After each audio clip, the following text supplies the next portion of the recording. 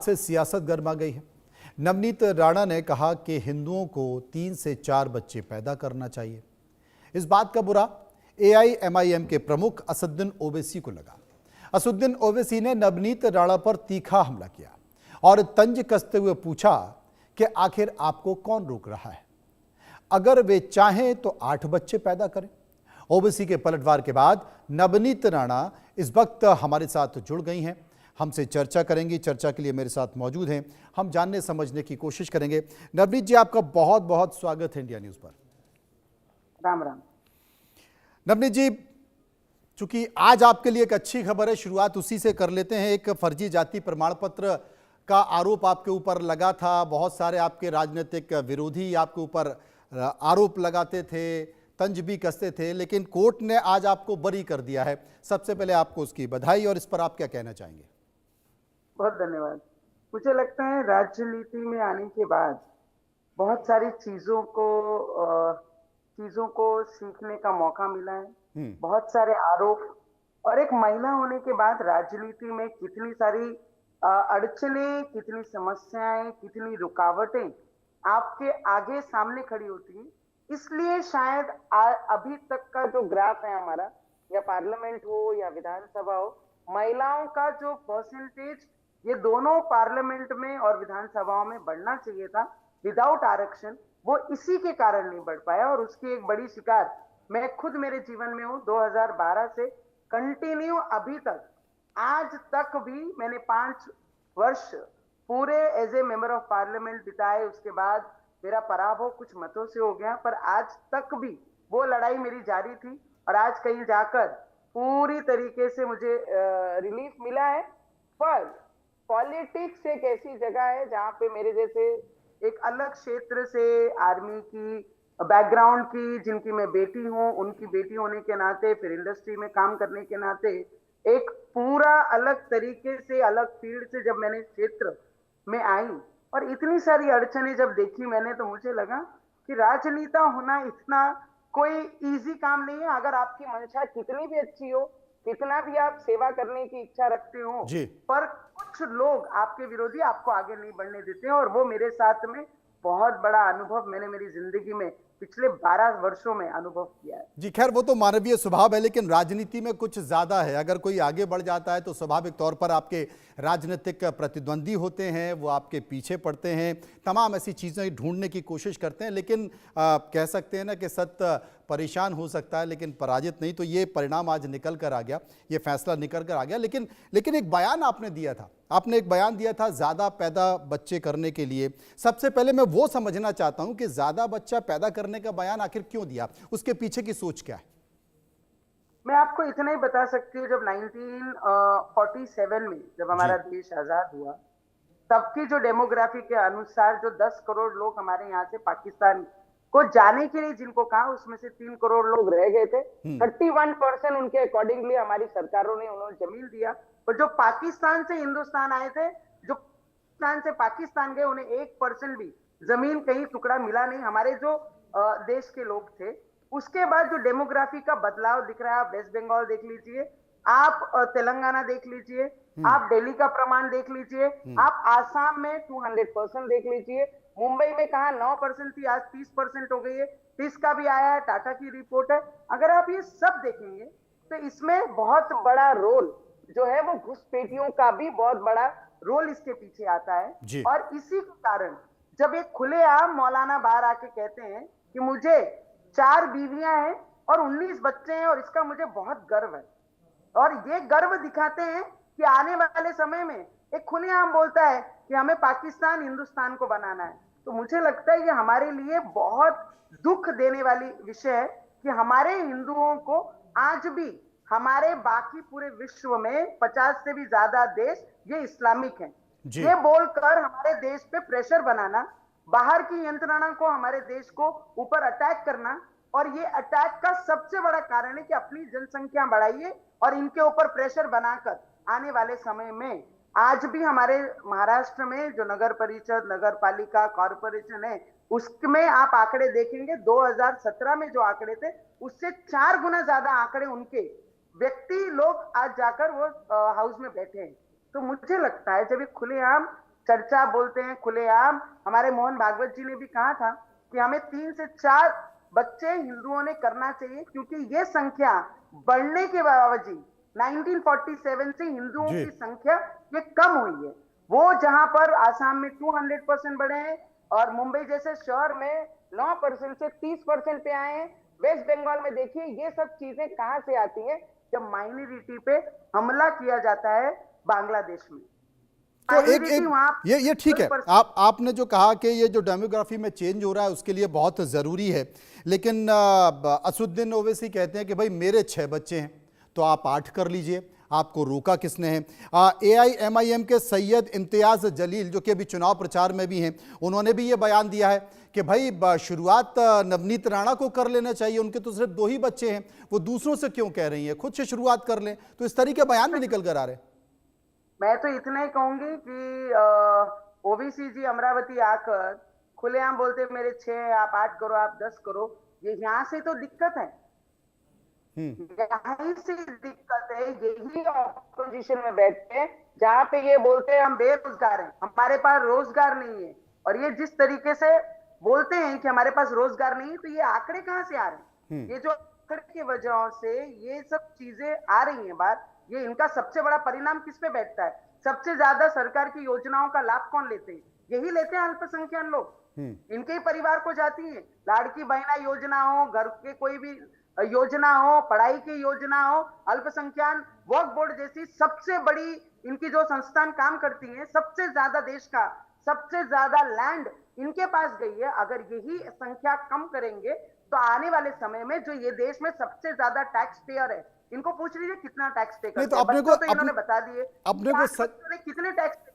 नहीं नवनीत जी, अपने को संकेत क्या देना है, ये बच्चे कम पैदा करें या हिंदू लोग बच्चे ज्यादा पैदा करें, क्या करना है?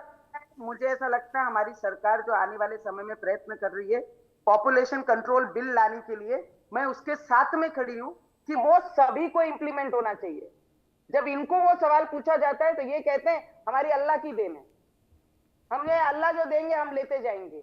ये जब इस तरीके की भाषा करते हैं तो तब मुझे बोलने पे मजबूर हो जाती हूँ, क्योंकि मैं संविधान को मानने वाली व्यक्ति हूँ। तो आप भी तो यही कह रही हैं नवनीत जी, आप भी यही कह रही हैं, आरएसएस के प्रमुख मोहन भागवत भी यही कह रहे हैं कि आप लोग भी कहो कि ये भगवान की देन है, भगवान जितना कहेगा हम लेते जाएंगे। नहीं तो आपको क्या लगता है बांग्लादेश जैसी हालत हमारे हिंदुओं की इस देश में हो? हमारे बच्चों को, हमारे लोगों को, हमारी बहनों को कपड़े उतार तक उनको जलाकर मार दिया जाए? आप क्या चाहते हैं? आप क्या चाहते हैं कि हमारे देश में भी हम माइनॉरिटी हो जाएं? जिस देश का नाम हिंदुस्तान है उस देश में आप क्या चाहते हैं कि हमारा भी बांग्लादेश के जैसे लोगों जैसे हाल हो, हमारे बच्चों को भी झाड़ पे जिंदा लटका दिया जाए और उन्हें आग लगा दिया जाए?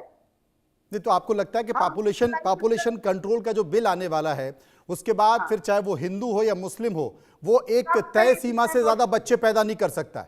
सब पे इंप्लीमेंट होना चाहिए। अगर वो अग्री नहीं करेंगे, 6 बच्चे करने वाले, 8 बच्चे करने वाले और 19 बच्चे करने वाले, हम हिंदू हमारे कंट्रोल में चलते हैं, हम हिंदू हमारे हर चीजों में मर्यादाओं में चलते हैं, ये मर्यादा छोड़ते हैं। इनको पूछिए कि आप मानेंगे पॉपुलेशन कंट्रोल बिल को, तो ये बोलेंगे नहीं हम नहीं मानेंगे, हम इस्लाम को मानते हैं। इनको पूछिए संविधान को मानेंगे, बोलेंगे हम नहीं मानते, हम अपने धर्म को मानते हैं। हम संविधान से चलने वाले लोग हैं, हम हिंदुस्तान के लोग हैं और हिंदुस्तान को सर पे मट्टी लगाकर इस मैदान में उतरते हैं, ऐसे ही नहीं उतरे हैं। तमाम सारे जो मुस्लिम स्कॉलर हैं, वो लीडर, वो ये कहते हैं भाई हम भी पाकिस्तान जा सकते थे लेकिन हम इसलिए नहीं गए क्योंकि हमको अपने वतन से प्यार था, मिट्टी से प्यार था, इसलिए हम हिंदुस्तान में रह रहे हैं। आपकी बात एकदम बरोबर है मनोज जी। हाँ, इनके देख लीजिए सीखे हुए डॉक्टर दिल्ली के बम ब्लास्ट में नाम पाए जाते हैं। इनको पढ़ाया भी तो भी हमारे पे अत्याचार है। इनके पढ़े लिखे डॉक्टर जब बम ब्लास्ट करते हैं, कई बेकसूर लोगों की जाने लेती है। मुंबई बम ब्लास्ट देख लिया आप, ताज में जब हमला हुआ तब देख लीजिए आप, किसके नाम से आपने देखा? कश्मीर में हिंदुओं के नाम पूछ के इन्होंने मार दिया गया। तो आप और जो लोग कहते हैं सेकुलरिज्म हिंदुस्तान में आया कहां से? बाबा साहब ने हमें सिखाया सब समान, हम समान रहना चाहते हैं पर ये समान रहने नहीं देते। नवनीत जी, मुझे लगता है कि 2016 में आप भी संसद की सदस्य थी और उस वक्त गृह मंत्रालय की एक रिपोर्ट आई थी जिसमें कहा गया था शायद 40,000 या 60,000 के आसपास कोई एक फिगर था कि इतने घुसपैठिए भारत में हैं जो चिन्हित हो चुके हैं। मुझे लगता है अब तक तो ये संख्या और बढ़ चुकी होगी, लेकिन अब तक हम उनको भी बाहर नहीं निकाल पाए। नहीं, हमने कोशिश कर रहे हैं कि वेस्ट बंगाल में जो सबसे ज्यादा क्लोजेस्ट वेस्ट बंगाल को लगा हुआ बांग्लादेश है, उस जगह से आपने अगर बीच में देखा होगा तो हर जगह कार्रवाई की। हमारे महाराष्ट्र में हर व्यक्ति को ये जिम्मेदारी दी गई थी, तहसीलदार से लेकर जो डिस्ट्रिक्ट ऑफिसर है उन्हें भी जिम्मेदारी दी गई थी कि जिनके ऐसा लगता है कि जिन्होंने चीटिंग से अपने कागज पत्र बनाए हैं उनको यहां से निकालना है। तो ऐसे बहुत सारे लोगों पे कार्रवाई की। वेस्ट बंगाल में तो जत्थे के जत्था वेस्ट बंगाल से निकालकर बांग्लादेश भेजा गया। तो मुझे इतना ही पता है कि जो अत्याचार बांग्लादेश में खुलेआम किया गया, दिल्ली में बम ब्लास्ट किया गया, मुंबई में बम धमाके किए गए, ताज पे अटैक किया गया, पुलवामा में अटैक हुआ, उसके बाद कश्मीर में जब हिंदू नाम पूछकर जब मारा गया, तो इन्हें सबसे बड़ा जवाब यही है, अगर ये 19 करते हैं तो हमको भी 3 से 4 करने ही है। अगर पॉपुलेशन कंट्रोल बिल आता है तो हम हमारे देश के संविधान के साथ उस बिल को मान्य करेंगे। आप ओवैसी जी को पूछिए वो बिल मान्य करेंगे क्या? उनके बच्चों को रोकेंगे 2 के ऊपर जाना नहीं। वो तो बहुत सीनियर मेंबर ऑफ पार्लियामेंट है, एजुकेटेड है, उनको ये सवाल पूछिए आप भारत माता की जय क्यों नहीं बोलते? वो बोलते आपने कहा ना, वो बोलते हमें अपने हिंदुस्तान से प्रेम था इसलिए हम पाकिस्तान नहीं गए। मैं तो कहती हूं कि ऐसे ओवैसी जैसे लोगों को इनकी सिटीजनशिप रद्द करनी चाहिए और इन्हें पाकिस्तान भेजना चाहिए। लेकिन वो तो आपको सीख दे रहे हैं कि भाई हम तो करेंगे, मेरे खुद के 6 बच्चे हैं, मुझे कोई तकलीफ नहीं है, नवनीत राणा कर लें, उनको क्या दिक्कत है? इन्हें तकलीफ नहीं होगी जी, हमारे बच्चों को नौकरियां चाहिए क्योंकि हम टैक्स भरते हैं। हम सबसे ज्यादा टैक्स पेयर है जो इस देश में, उनके बच्चों को तकलीफ है। इनका एक बच्चा लोड गाड़ी चलाएगा, एक भाजी बेचेगा, एक दूसरी मजदूरी करेगा, एक चोरी करेगा और एक बम ब्लास्ट करेगा। हमारे बच्चे एक हो या 2 हो, वो पढ़ाई लिखाई करते हैं, नौकरियों के लिए संघर्ष करते हैं। एमपीएससी हो, यूपीएससी हो, बच्चों को देखिए आप 24-24 घंटे वो पढ़ाई करते हैं। इनको पढ़ा भी दिया तो बम ब्लास्ट ही करेंगे। तो इनको तकलीफ नहीं है 6 हो या 8 हो या 19 हो। आपके जितने भी विरोधी हैं, राजनीतिक विरोधी हैं या असदुद्दीन ओवैसी हैं, एआईएमआईएम के लीडर हैं, वो ये कहते हैं कि साहब नवनीत राणा अगर हिंदुत्व से जुड़ी हुई राजनीति नहीं करेंगी, हिंदुत्व से जुड़े हुए बयान नहीं देंगे तो उनकी राजनीति चमकेगी नहीं। अपने आप को राजनीति में चमकाने के लिए इस तरह की बयानबाजी करती है। नवनीत राणा अपने क्षेत्र में बहुत सेवा लोगों की करती है, पर जिस मिट्टी में मेरा जन्म हुआ है ना, उस मिट्टी का कुछ देना रहता है जिंदगी में, सिर्फ स्वार्थ के लिए नहीं, उस मिट्टी के लिए, जगने के लिए और जीने के लिए मैं आखिरी सांस तक अपने विचारों पे कायम रहूंगी। उनको पूछ लीजिए कि संविधान को आगे रखेंगे कि इस्लाम को आगे रखेंगे, यहां से ही पता लग जाएगा कि वो देश को मानते हैं कि अपने धर्म को, और बम ब्लास्ट करने वालों को मानते हैं। हमारी राजनीति हमारे विचारों के साथ साथ लोगों की सेवा और इस देश की भलाई में है। हमारी राजनीति सिर्फ हमारे तक ही सीमित नहीं। नवनीत राणा आज है, कल नहीं होगी, परसों होगी, नरसों नहीं होगी, पर ये देश हमेशा रहना चाहिए। ये अटल जी का वाक्य है कि मेरे साथ लड़ाई करो पर इस देश की मिट्टी के साथ मत लड़ना। इस देश में हमने जन्म लिया और इस देश की मिट्टी के साथ हम जाएंगे, बस इतना ही मैं कह सकती हूँ। एक बड़ा विवाद चल रहा है, बुलडोजर भी चल रहा है नवनीत जी। दिल्ली का जो तुर्कमान गेट है वहां की मस्जिद पर कब्जा किया हुआ था, पुलिस प्रशासन गया, पत्थरबाजी हुई, काफ़ी पुलिस वाले घायल हो गए। सबसे बड़ी बात है कि बहुत सारे निर्माण, चाहे वो काशी की बात हो, अयोध्या की बात हो या जितने भी धार्मिक स्थल हैं, वहाँ पर भी मंदिर टूटे हैं, वहाँ पर भी हैं, वहाँ पत्थर नहीं चलते। लेकिन मस्जिद के आसपास जब अतिक्रमण होता है, सरकारी ज़मीन पर कब्जा कर लिया जाता है, पुलिस प्रशासन की टीम पहुंची है तो पत्थरबाजी चलते हैं। और मुस्लिम स्कॉलर या लीडर ये आरोप लगाते हैं कि मस्जिद के इर्द गिर्द ही बुलडोजर क्यों चलता है। मैं आपको इतना ही बता सकती हूँ, जब अयोध्या में राम भगवान जी का, रामलला का जब मंदिर तोड़ा गया था, तब कार सेवकों पे दिल दिहाड़ी जब पिस्तौलें चलाई गई थी, कार सेवकों को मार दिया गया था, तब हिंदुओं पे अत्याचार हुआ था। मुझे नहीं लगता इनके कई लोग वहां पर गए थे और जिन्होंने खुद के ऊपर गोलियां चलाई, हमारे हिंदू भाई बहनों पे गोलियां चलाई। और मुझे लगता है अतिक्रमण यही करते हैं। रोड देखा तो दरगाह बांध लेते हैं, रोड देखा तो मस्जिद बांध लेते हैं। हमारे धर्म में हमें बहुत कायदे से और बहुत नियम से रहना जिंदगी में सिखाया है और हम उसी दायरे में रहते हैं। तो मुझे लगता है हिंदू ऐसा कोई काम करता ही नहीं जहां पर पत्थरबाजी हमारे ऊपर हो। पर इनके अतिक्रमण पे अगर कोई बुलडोजर चलाता है तो ये गोलियां भी चला देते हैं। इनका स्वभाव इसी तरीके का है, तो मुझे लगता है कि इनसे आप इससे ज्यादा कोई अपेक्षा नहीं कर सकते। इनका स्वभाव है कि अगर कोई हमारे ऊपर बात करेगा तो उसे सीधा बम से उड़ा दो या हिंदू विचार पूछकर उनको मार दो। यही चीजों पे वो सिमटे हुए हैं, तो उनसे इतनी अपेक्षा कर सकते हैं। और जो अतिक्रमण है, बुलडोजर नहीं, एक बुलडोजर नहीं, जितने बुलडोजर आए उतने बुलडोजर है, इनका जितना अतिक्रमण है सब उड़ाना चाहिए। तो फिर तो आप योगी आदित्यनाथ बाबा जी की बड़ी फैन होंगे, क्योंकि सबसे ज्यादा बिल्डोजर तो वही चल रहे हैं। देखिए आप, यूपी में धनाधन काम हो रहे हैं। यूपी में जितनी गुंडागर्दी थी इनकी, जितने भी डाकू वहां बैठे थे, सब शांत होके बैठ गए कि बाबा आ गया, चुपचाप बैठ जाओ। अभी वो बोलते ना गब्बर आ गया है, गब्बर आएगा, बच्चों को चुप करा देते थे, गब्बर आया है चुप हो जाओ करके, वैसा हमारे बाबा है। अगर मस्ती की, लड़कियों को छेड़ा तो पूरा घर तोड़ दिया जाता है, अगर कोई आतंक मचाया तो घर तोड़ दिया जाता है। तो मुझे ऐसा लगता है वो हर जगह होना चाहिए। अतिक्रमण किया तो बुलडोजर से पूरा का पूरा उनकी जमीनें उखाड़ देनी चाहिए। तो महाराष्ट्र के बुलडोजर में क्या डीजल नहीं है या जंग लग गई है? वहां के बुलडोजर चलते हुए दिखाई नहीं दे रहे हैं। हमारे मुख्यमंत्री बुलडोजर जब चलाते हैं ना, हाँ। तो अच्छों को पता लग जाता है, या खुलेआम ही चलाते हैं वो बुलडोजर। और हमारे मुख्यमंत्री महाराष्ट्र के सबसे छोटे, वन ऑफ द यंगेस्ट मुख्यमंत्री, जो तीसरी बार मुख्यमंत्री बने हैं, और उनकी जो सोच है, चाणक्य बोलते हैं ना आप, कि छोटी उम्र में सबको बिठा दिया।